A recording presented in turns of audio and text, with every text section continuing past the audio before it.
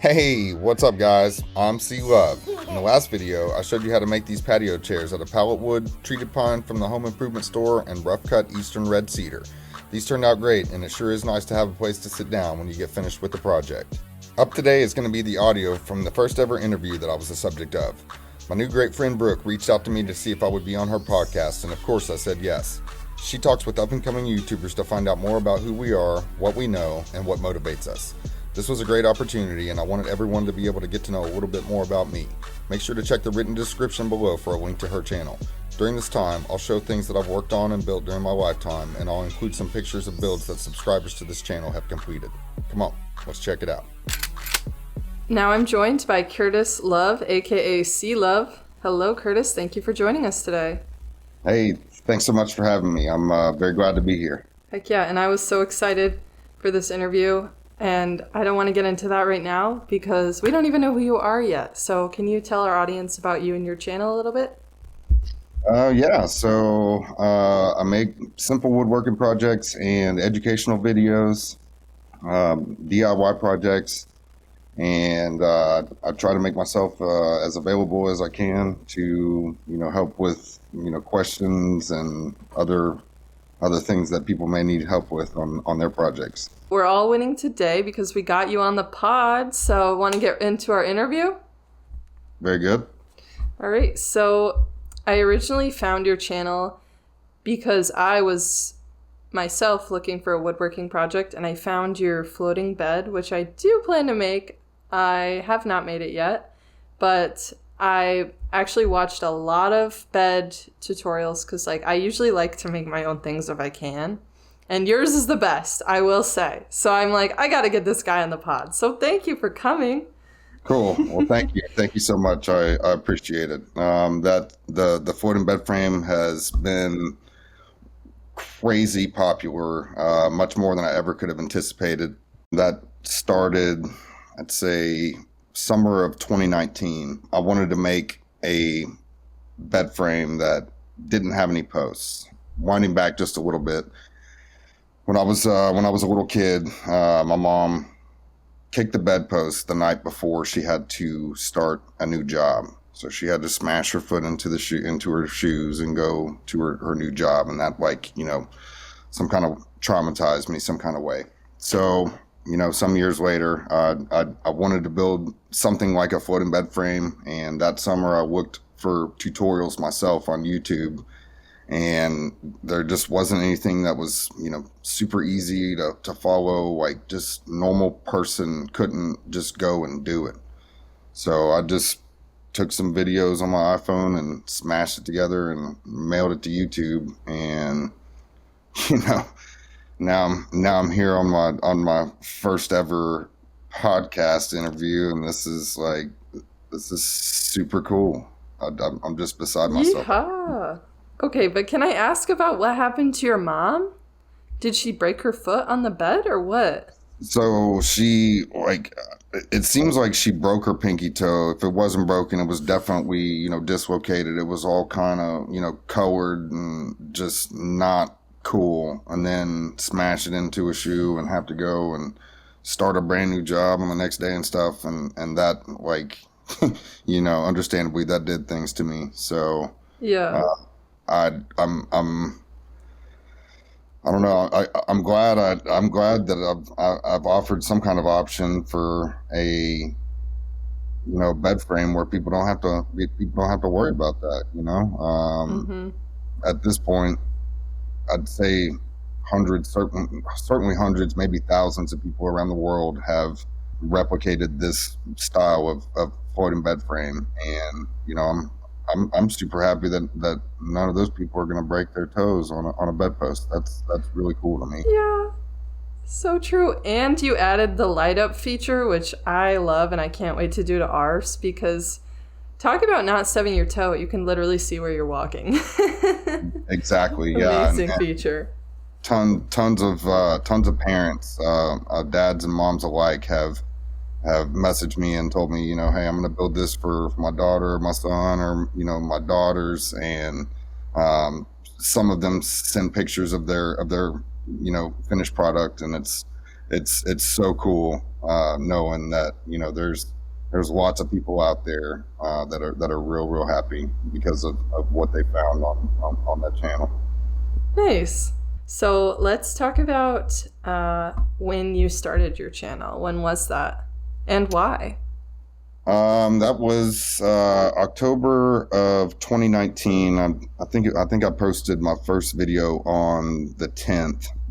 Had no idea what I was doing, and apparently, I established or created my channel, some years back in like 2009, and I didn't post my first video until 2019 or whatever. But I wanted to build a floating bed frame, and I needed something. I needed something to do.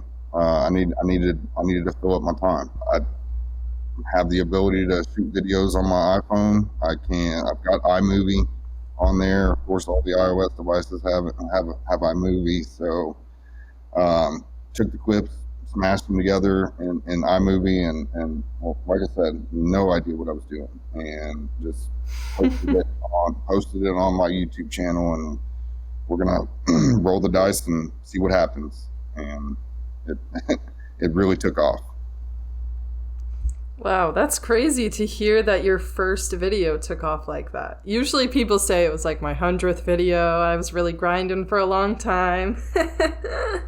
I've seen lots of those stories, and I'm very lucky and blessed to be in the position that I'm in. I, I don't know why, but it almost certainly has to have come from God. This is a real blessing to have happened to me. I'm as normal and regular a person, I think, American as there is.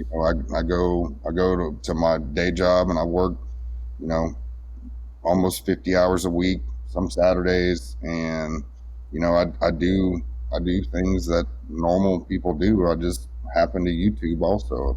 I caught a blessing and a very, very rare stroke of luck. Nice. And maybe it's not luck, because you have mentioned that you are super supportive of your subscribers, and if anybody reaches out, you're sure to get back. And I'm sure you've helped a lot of people with not only building beds, but people. He's got tons of projects on his channel, tons.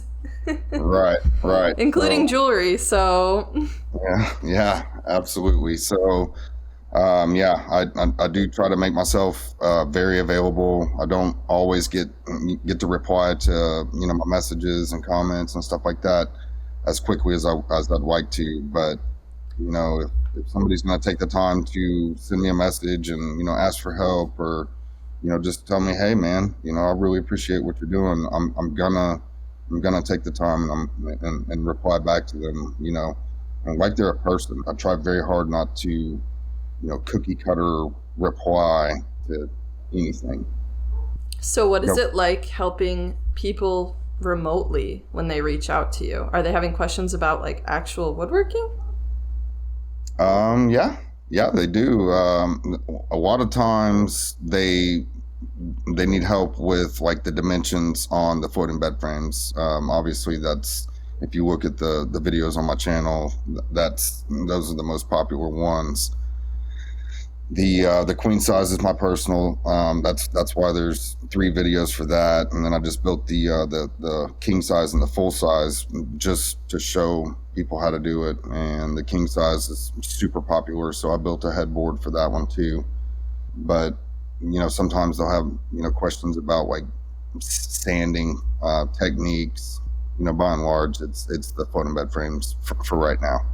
I also heard you mention in one of your videos that helping improve the mental health of your subscribers is a priority of your channel. So why is that so important to you?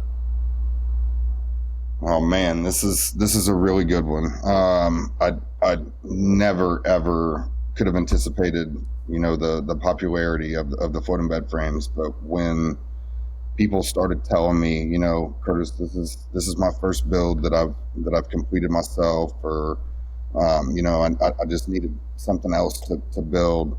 and they've mentioned mental health. I really had to take a step back and realize the impact that this is having, potentially on the world as a whole. I think if we had a lot more mentally stable people running around, there'd be a whole lot less crazy stuff that's going on. Simply could not believe that this YouTube would have this kind of impact on people. No way I could have seen this. It absolutely is the priority now, because every single person that reaches out to me, I've got the potential to help their mental health, and that's really important. Yeah, and building things can be so empowering and grounding to just start with materials and like have something at the end and like, this is mine and I made it. Right. Yeah. I remember the first time I built something with wood, and it was like, I showed it off. I was so proud, and looking back on it, I'm like, that thing was terrible, but it was my first time. It was amazing. Right. It's absolutely, it's definitely therapeutic. There's a lot of benefit. The sense of accomplishment with building something like this is, like with building something like the floating bed frames is awesome. How long have you been building things with wood, or in general? Okay, so this started when I was in my early 20s, back in Manhattan, Kansas. Shout out to ECPC. Shout out. Yeah. I worked with a group of very strangely unique individuals that were very, very talented carpenters. And I set the forms for concrete, and that was, one of the things that our crew did. And just watching and looking at and seeing some of these decks and other things that these carpenters that I work with built was just mind blowing. And I kind of thought to myself, like, I'd like to be able to build something like that someday. And so some years later, I just, like I said, the YouTube just started by chance. I wanted to build a floating bed frame and couldn't find something, and took the knowledge that I had from back in Manhattan and did the best I could with it, and just kind of started building stuff again. You actually sent me I think it's your newest video about your the deck build and how you redid it, the video that I asked you to send me. And first of all, before I even get into it, I just want to say that video is so subtly hilarious. Like, awesome. It just cracked me up every time when you would just have like this serious voice and you're telling the instructions, and then you're subtly sliding these jokes in like as if it never happened, and then you're moving on. Too funny. Right. But I thought of that video because when you tore out the original deck that was there to build an even better one, and one that was like painted correctly and stuff, was that original one built by you during that time when you got back into like with the floating bed frame and decided to get your YouTube channel going? Was that around that time, or was it older? So that was March of 2011 is when I built that. I had just moved back to Houston to my brother's house, and there was nothing there at the time, and he wanted a deck out there. So I just, put something together. As I mentioned in that video, real quick, I'm super proud of that video. I spend about 3 hours per on-screen minute of like, when you watch a minute of video on screen, I spent about 3 hours editing that. This video came out super, super good. The deck video did. So I built the original one back in 2011. As I mentioned in the video, I was like, terribly inexperienced. I hadn't built a deck before. So you can see in there, anybody who has an idea can see the inexperience. But later on in the video, once you see the correct spacing of the joists and stuff, It's pretty obvious that I didn't do the best job the first time, but I think that's part of what makes my channel unique, is that I mess up, and I'll put it in there, and let people know I'm not perfect. I mess up just like everybody else, and I got to figure things out and wing it. And it's nice to have a resource that you can contact for some help on stuff like that. So true, and props to you. But Thank yeah, you. you could definitely see the difference in the new deck. But hey, you got over 10 years of good use out of the other one, so it couldn't have Exactly. been that bad. Exactly. That's what I told all my carpenter friends. Hey, before you see this video, you just need to know we got a lot of years out of this deck, so it was worth it regardless. Mm-hmm, so true. And I like how you kept referring to the build as your new investment, or like the viewer's new investment. Like, you're investing time and money and energy into this, so keep it safe, do it right. Because it's true, it is an investment, whether you do it Yeah, yourself or not. yeah, absolutely. Things these days are expensive, and you're gonna think about it before you spend several hundred, or thousand something dollars on material. Yeah, of course you wanna make sure that you've done your research, and you know what you're getting yourself into, and you can handle the project, and you want it to last, of course. Mm-hmm. So I had a really big curiosity of if you have any interesting stories about people trying to build some of your projects and them reaching out to you with like some weird uh, questions about it. Anything out of pocket? Yeah, I'd say there's one request that sticks out in particular. I ended up flying to well, I landed in San Diego, California, and then took a car ride from there, and built a floating bed frame for this person. And I've got a video for that build on my channel already. I don't know that the request is appropriate for the show, but it was definitely one of a kind. I have seen Tell us.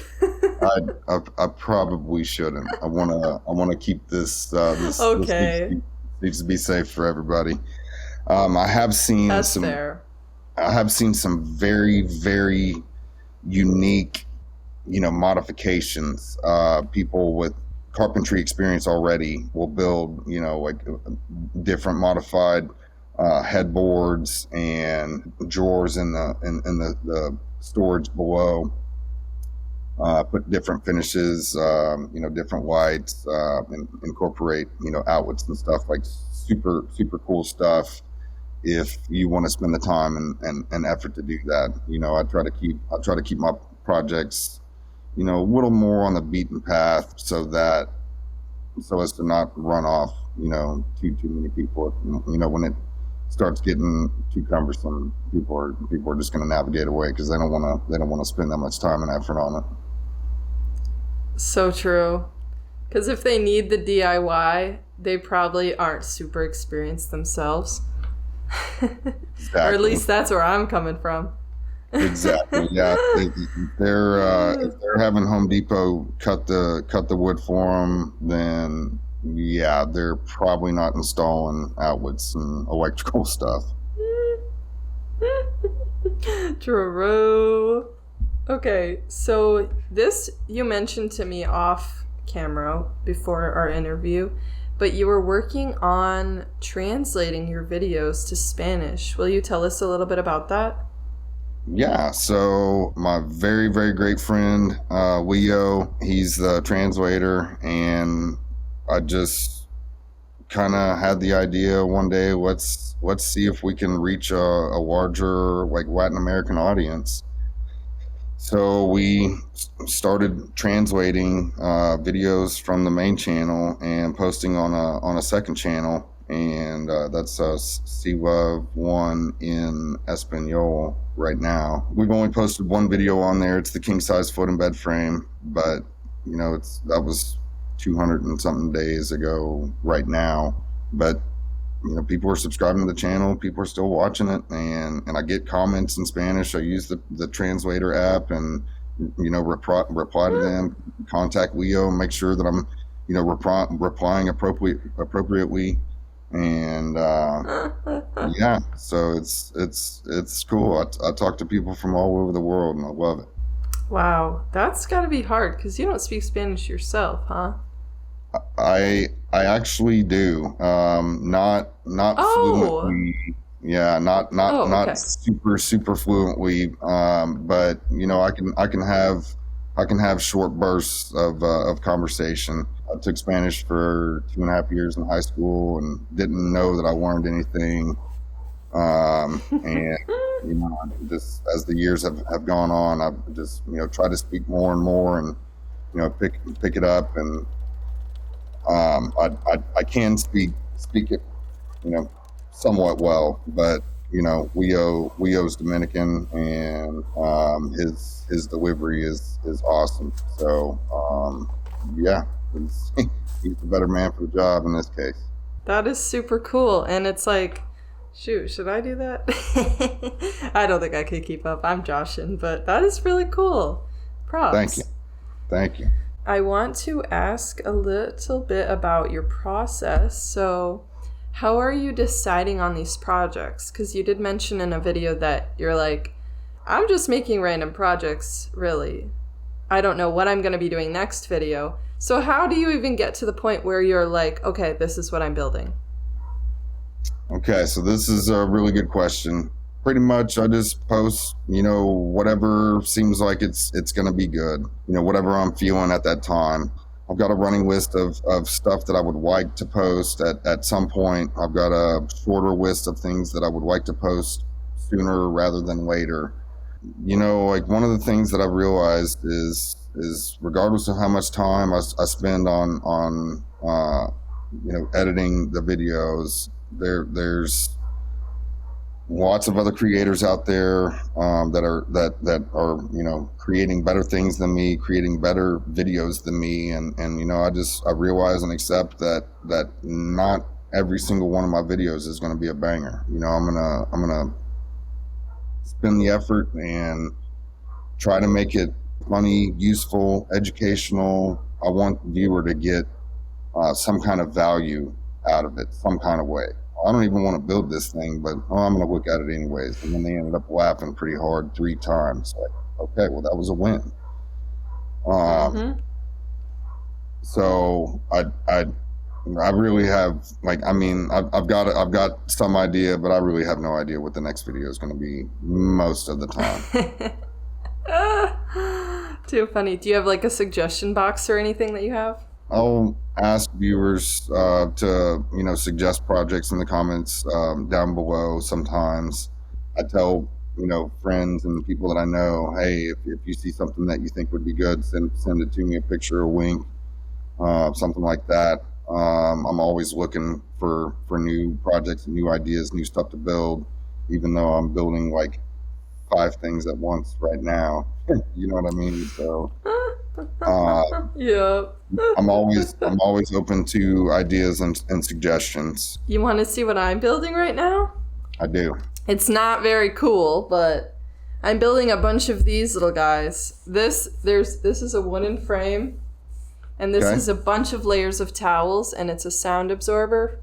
Because as you can see behind me, I have a bunch of like stuff hanging, which is really annoying. Right. So I'm building a bunch of these to hang on the walls so I don't have to do that anymore. So this is what's coming before the bed frame project.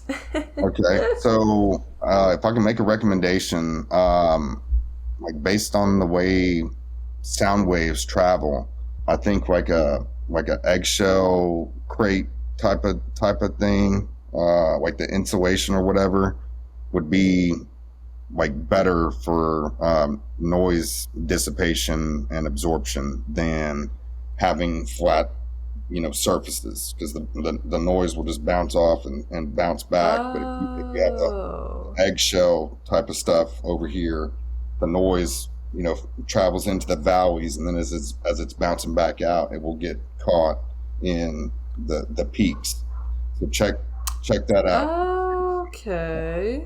The Interesting. Good to know. Thank you. eggshell something or another for sound absorption. Telling you, it'll be better. Okay. I'll look into that. Okay. Nice. Oh, I didn't know any of that. And good thing All I've right. already made two. Hey, that's all right. That's what we're here for. We're iron sharpens iron. True that. We want each other to be smarter. I know that you already mentioned about shooting on your iPhone, editing in iMovie on your iPhone. But is there anything else about your process that you want to mention? Like, I know you do your own camera work by setting it up most of the time, right?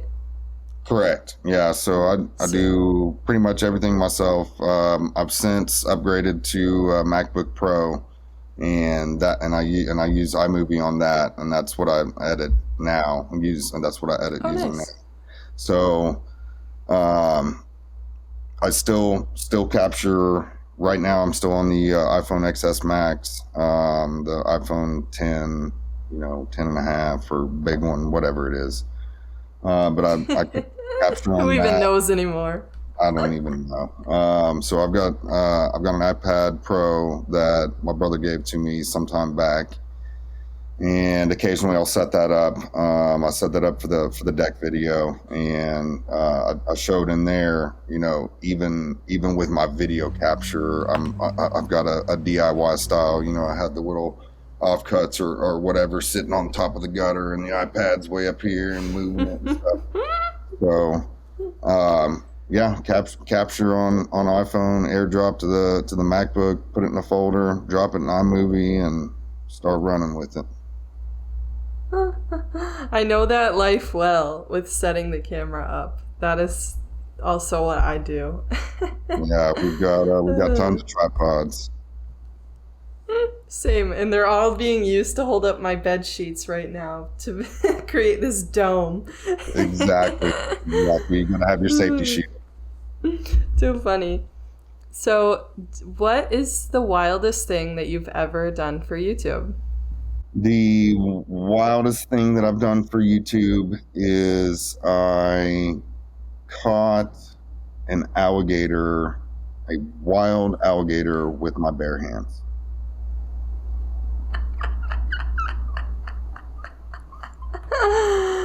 Oh my gosh, can you tell us the story? What even prompted you? And just give us the whole thing.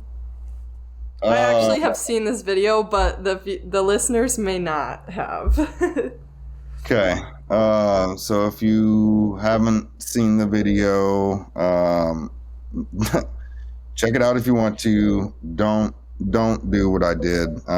Somebody, one of my coworkers pointed it out to me.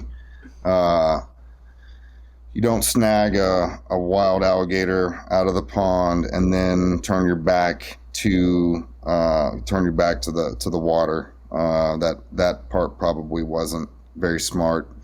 I have Because of a no, mama? potentially, yes. Oof. I don't know. This is we know this area pretty well. The little pond is like, it's not big at all. I wasn't really worried about that, but I mean, it's big enough for an enormous alligator to be in there. So again, don't do that. I have no idea what possessed me to do that. I don't know why I did that. Just just needed something to do. It's not something I'll be doing again. That thing was I think that thing was about 44 inches long, and it was every bit of 100 times more powerful than I thought it would be. Oh That my gosh. absolutely is an apex predator for a reason.